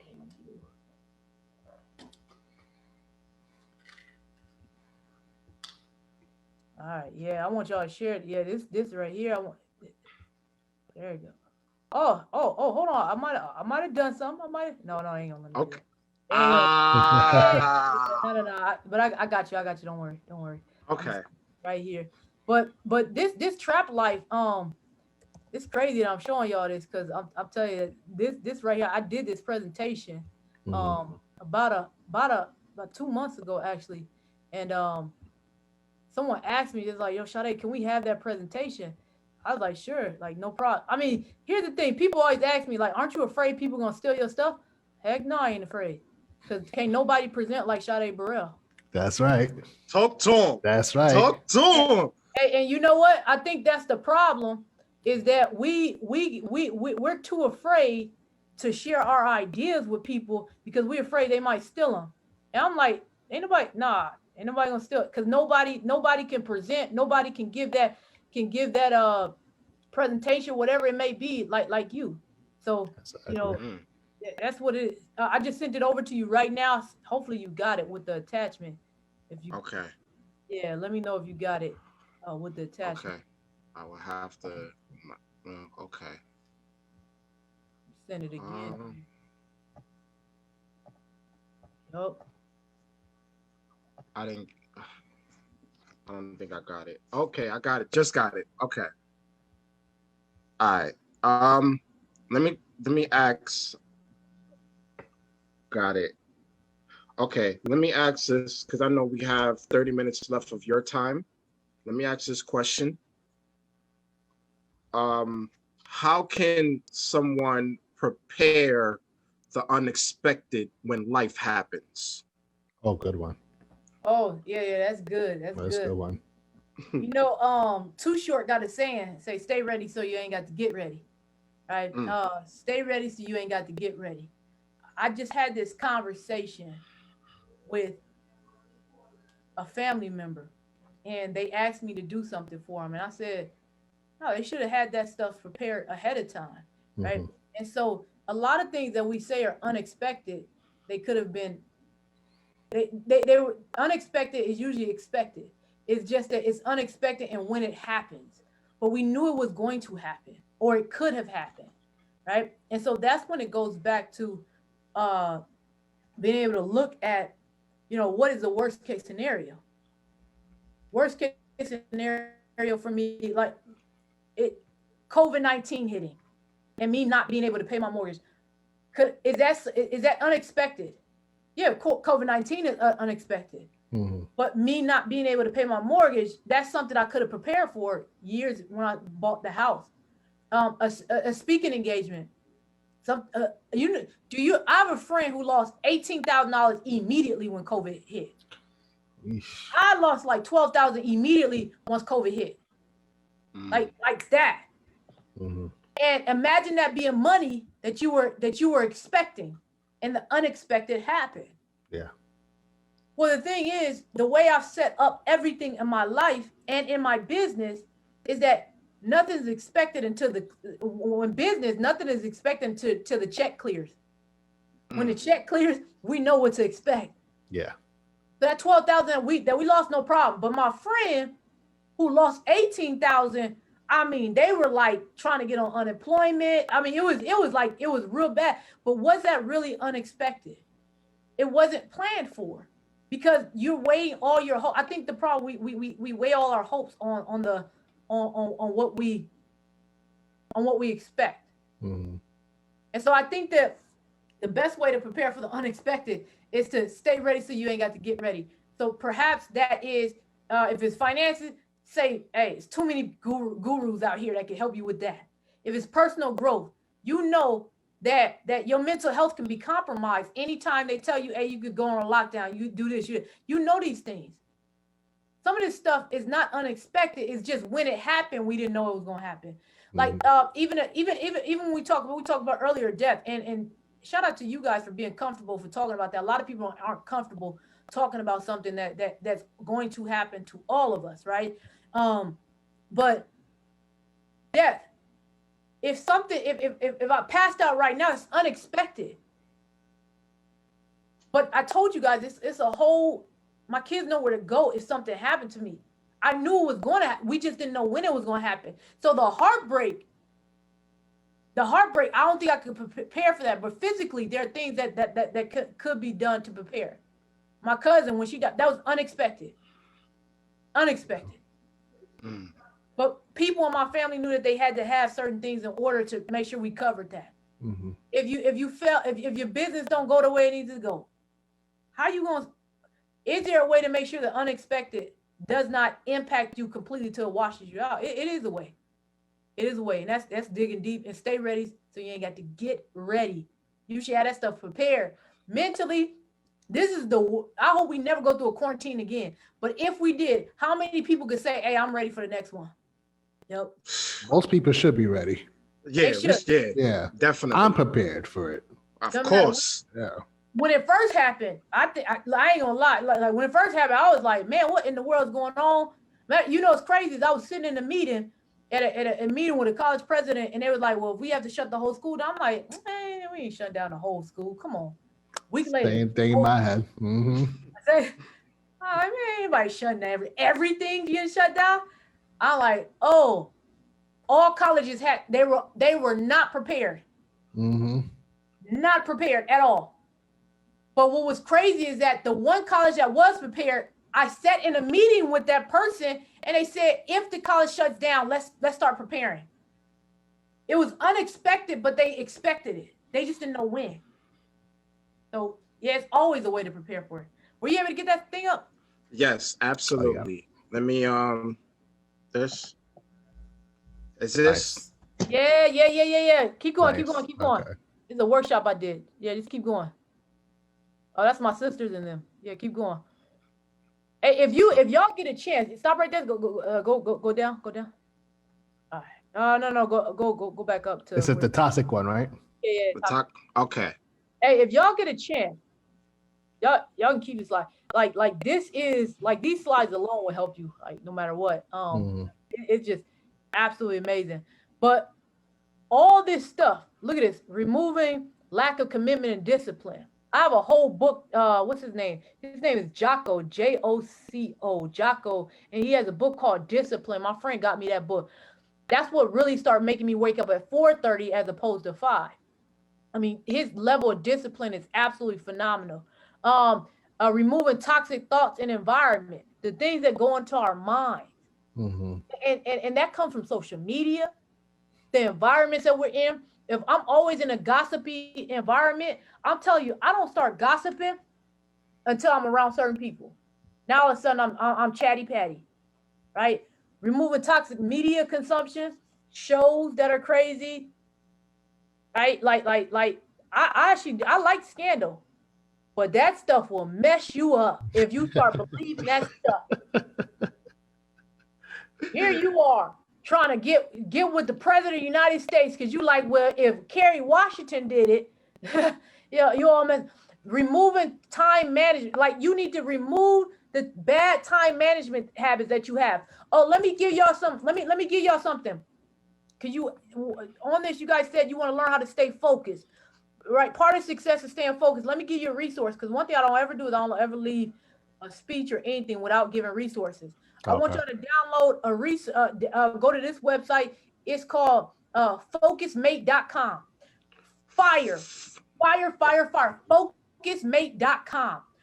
Focusmate is straight fire. I discovered it because I was on another call and the lady was like, oh, you guys should do it. You know, you can get free, but you can also pay $5 a month. It's only a cup of coffee pretty much. And I realized, I said, Focusmate. I've been studying using this app. You could do yoga. Let me see. Yup, there it is right there. What you do is that you get people on the other end like this, and y'all pretty much whatever task it is you're supposed to get done, they're your accountability partner right there. Okay. They're your accountability partner. It's super dope. I put a video up on my Instagram page. So that's what helps me with time with when you mismanage time. I do that. So I wake up and so that's the app. Let me give you guys something else too. Let me give you guys another one. It's called Minimum List. Minimum List. And that's MINIMALIST.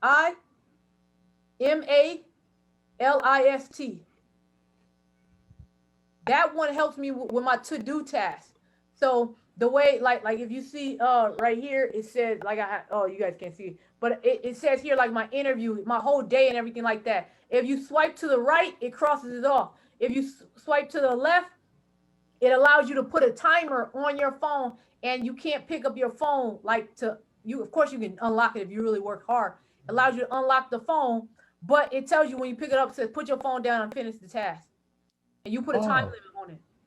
Yep. Okay. Come on. That's good. Come on. Especially for college students. Yeah. Facts. Yeah. So remember we were talking about earlier about planning? That's how I plan my day too.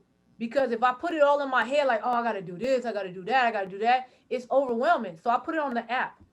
So like it says right here, podcast interview at 2 p.m. All I do is swipe over. There you go. That's done. I think I did the free one for years, but now I finally just paid for it. But yeah, you put tasks and stuff like that down for that one. And then here's another one too. I'll give you guys two. If you have an iPhone, I highly encourage you to use your notes. It has a lot of great features now. You can add videos. You can add pictures. Yeah. So that's a good one. Yes. So, but if you're an Android user, I want you to use Evernote. EVERNOTE. Yes. Yes. Yep. And these are all tools that will help you stay organized, stop you from mismanaging your time, help you get all these people who are toxic out of your life because you now have a schedule that you're following, right? And then removing the personal finance mismanagement, toxic hygiene. By the way, I'm gonna stop with this. I know toxic hygiene and appearance, right? People say never judge a book by a cover. That's a cute saying, but the truth is we do judge a book by a cover. That's the honest truth. When you pick up a book, a lot of times people will not buy a book because of the cover. They're like, I don't even want that. I don't even look good. That look whack. But we think it's cute to say, don't judge a book by its cover. Yeah, it's a cute saying. Same thing with people. We do judge people. And it's not a bad thing at all. Apparently, if I came on y'all podcast, just a hot freaking mess. Hair, one half of my hair braided, the other half not braided. I'm telling y'all, my braiders in the middle of braiding my hair. So sorry, y'all. I'm going to get this half done right after the interview. Y'all would be like, hey, TC, don't even hit record. Like, just The smile by. You'll be Right? And we'll tell her that we had some technical issues or whatever, but we ain't putting that on TV. Like, that's the way it is. So people say, well, Sade, not everyone has money. I'm glad you brought that up. You know, one of the best places I shop is Goodwill. Brand new stuff all the time. Goodwill is fire. Buffalo Stage. Yep. Men, for y'all men, it's all kind of suits in there. All kind of suits. I started shopping at Goodwill when I started realizing where my mentors are all, they live a great life. And I'm like, where are you taking that? They would give me stuff. And then they were like, we're taking the rest of Goodwill. I'm like, what? That's good quality? I said, them people be at Goodwill. So I be at Goodwill, Salvation Army, etc. I bought my kids $100 worth of clothes with brand new tags on them from Goodwill. I tell my son, I said, son, let me tell you one thing about you. Because he getting older, so now the girl is like, oh, he's so cute. I said, son, let me tell you this. I said, keep your hair brushed and a haircut.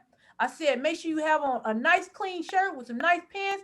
And I said, and clean shoes. I said, notice I didn't say new shoes. I said, just clean shoes, son. I said, you do that, spray 1, 2 things of cologne. I said, the women, they're going to fly all over you. I told my daughter, I said, let me tell you this right here. I said, as a young lady, we have to carry ourselves in a certain particular way. Yeah, I wear my sweatshirt. I ain't going to say, I wear my sweatshirts and everything too. But I said, we are in quarantine life right now. When I go to work, I make sure I put on my best of best. When I step outside of here, I'm representing this family. And when you have that mindset of I'm representing the family, you don't go to Walmart in pajamas. You don't go Mm. to Target with flip-flop house shoes on. And then you're gonna wear the house shoes all over the house that you just got done walking in Target in. You don't do those things. You don't wear a bonnet over your head, right? See, they ain't gonna like this part. The women ain't gonna like this part. Look, they like that. Oh, you too close to my alley, Sade. We don't wear You're gonna be mad. Sade always look at Sade. No. Take the bonnet off your head. Put you some lip gloss on and go out there, and I want you to look nice and take your butt to Goodwill because they got some nice dresses up there. I'm not telling you got to buy your heels from Goodwill, but I am telling you they got some nice quality clothes up there for you, and I want you to take care of yourself. Take a shower, brush your teeth, scrape your tongue.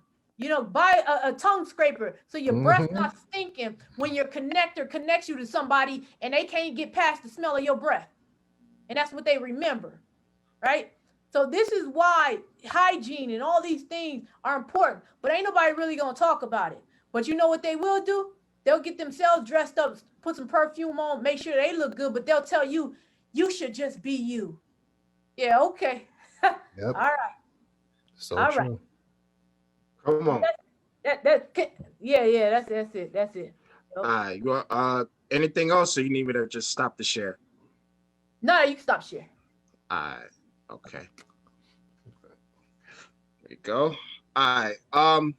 We have like 12 minutes of your time. TC, is there any more questions before she give her final thoughts and her social media? No, you basically hit everything. All right. If it's something pops up, I'll talk about it. Yeah. All right. Let's so just express yourself. Final thoughts. All right, final thoughts. If I have final thoughts to say to anybody or anyone watching this podcast, one, I know that you're ahead of the curve because you're watching this podcast. Number one. Yes. You're already ahead of the curve. Thank you. So if you can continue staying ahead of the curve. See, I used to run track and field, and the lane 9 was always up front, and lane 5, 4, and 1 was always in the back. When the gun shoots off, it looks like lane 9 is up front. But people don't know that the fastest lane in the track and field is lane 5 and 4. People think that lane 1 is going to lose because they're the furthest back. But the people who are usually in lane 9 are the slowest ones in the race. Lane 9 and 8 are the slowest. Lane 5 and 4 are the fastest, right? And lane 1, 2, and 3, they usually are somewhere in the middle. And so what I want you guys to do is to realize that you guys are ahead of the curve. You're in lane 5 and lane 4. When that gun goes off for you to take off, and you come off that first curve, you're sprinting, you're on that first straightaway. The first straightaway, you're supposed to stand straight up. That's the first thing they teach us. You stand straight up and you run. And that's what I want you all to do in life. You run. You stand straight up. You be proud of what you've done and what you will do. You stand straight up. And in track and field, when you come off that last curve, that right arm is just swinging. I mean, it's just swinging real hard. And when you hit the middle of that curve, you give your all. And if you can't give your all, the coach will kick you off the track. By the time you finish, you should be ready to pass out. My favorite runner, Flojo, every time she ran past the finish line, she was always dead. Alex Felix, dead. All these people, they're ready to die because they gave their all. That's what you got to be. You got to give it your all no matter what. So you're in lane 4 and 5, run the race, stand tall, come off that curve strong, and give it your all. Come on. Thank you. Thank you. Oh, and I don't take that advice to the grave because it's that hit close to home. Yes, yeah, definitely. Yeah. You're speaking to my soul with that one. Because we all need to hear that sometimes. Because sometimes we feel like we in the slow lane, we can't proceed properly. But sometimes we have to tell ourselves like, "Yo, you there? Like, just keep on moving, son. You good? Like, yes. Thank you for that. Yeah." And y'all keep doing this podcast. Super proud of y'all. I got a chance to watch some of the other episodes and stuff. So y'all shout out to y'all. Keep it going. Can't wait to see episode 600 and everything. So y'all keep it going. Come on. Hey. Yes. Thank you. Thank you. Thank you so much. I wait till you be the whole verse #1 motivational speaker. People like, oh, Sade in Utah? Wait. Sade in Aruba right now speaking? What? Oh, she's speaking against what? She's speaking to 2,000 people. Oh, come on. Hey, next episode, whenever y'all allow me to come on here again, we'll have to bring Brian on here, and we'll have to share the story about, if you look up, if it's a video called "What Are You Reaching For?" In fact, this is my first book. What are you reaching for? You can't really you could. It's my first book right here. This is my second book, The Opportunity Guide. Oh man, my background messed it up. But what are you reaching for? If you YouTube that video has over a million hits. But maybe when y'all let me know whenever y'all want Brian. Brian used to do the best motivational video. I don't care who your favorite person is who put out videos. Brian from Beats Reloaded put out the best videos. Everyone knew who Brian was, right? And so I'll if you guys want, I'll connect you to Brian, and I'll have to tell the story about how we connected. Please. After this podcast, we can set it up. Yeah. Whatever day is available for y'all. We're gonna talk. Well, definitely. Yes. Definitely. Especially Women's History Month's coming up too. You said what? Yes. Women's Month is coming up soon too. Oh so. Yeah. Yep, sure is. Yep. So definitely. I appreciate y'all. Thank y'all for this opportunity. No problem. Thank you for coming. Oh, definitely. Seriously. Thank you. Yes. Absolutely. Right. I'll talk to y'all soon. Y'all stay blessed. Same. Thank you. Thank you. All right. Okay. All right. Then you got it. Yep. Yo. All right. So a lot of things to what she said. What I'm going to do is once this comes on the Anchor, Spotify, on YouTube, I will post it on the description link. So people prepare for that. That way y'all don't have to be like, what did she say? Huh? Wait, hold on, let me catch that. Yeah, so I got you. So yeah, that's much it. So already know. On to the next episode. Yeah. TC, anything else before we end this? Oh, Happy New Year. Facts. 2021. Yeah. Happy New Year. Come on. So this is the thing of what she just dropped gems tonight should be applied the whole 2021. Not just 2021. Years to come. Like you're right. Yeah, definitely about that, TC. Yeah. So yeah. So definitely apply to that. So yeah. There you have it, guys. Word. All right, guys.